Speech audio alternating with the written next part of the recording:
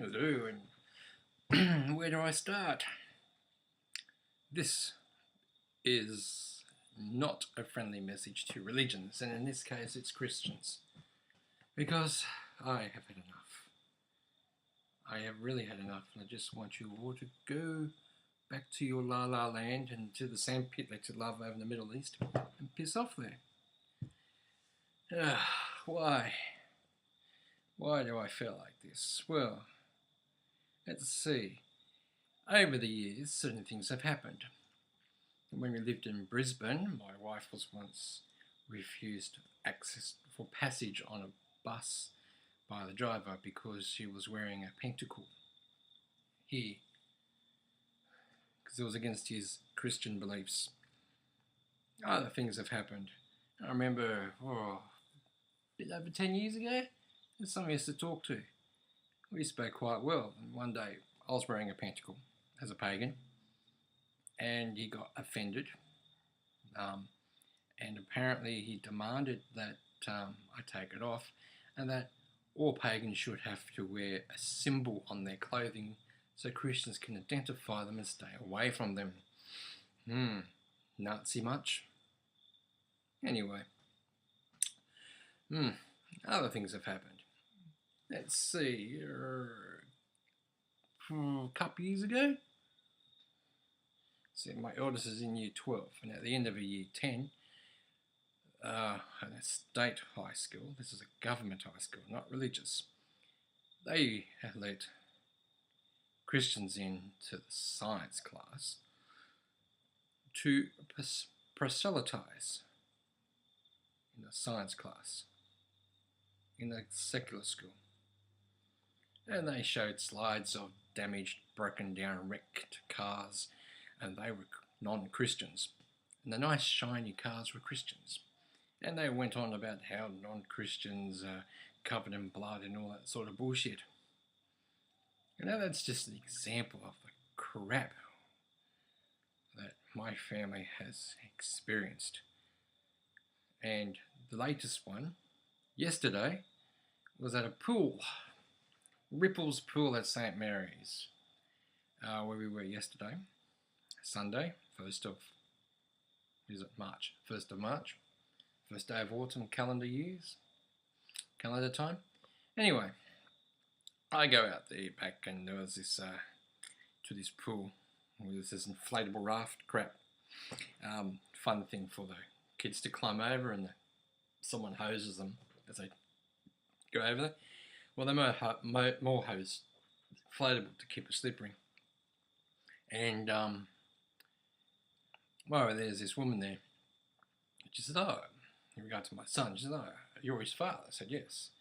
And she said, I asked him if he was a Christian, he believed in Jesus, and he said to me, you're one of those Christians. Yeah, he's learned well. Only 10 years old, and he's learned to totally distrust you lot. Ugh. Isn't that sad? Anyway, because he told her that he was pagan. Yeah. He chose to use that term when he's in the end he decides he is pagan or agnostic or atheist or Christian, Muslim, whatever the hell. Yeah, go for it, as long as it's a reasoned, thought out decision. His life decision, you know. She was asking me about, it's anti-God, which explained we're not. Explained a few things easy about pagans, because I wasn't going to go into a religious discussion with a religious idiot, especially when I'm trying to enjoy myself at a pool. These people can't let go. And I did point out that when I was asked what I thought about the Bible, I said it was fairy tales as far as I can. And I pointed out that their stories come from other stories beforehand, mostly pagan. And if they look at the Christian stories, especially the Catholic from around the world, you'll find they changed, because the Catholics went in, looked at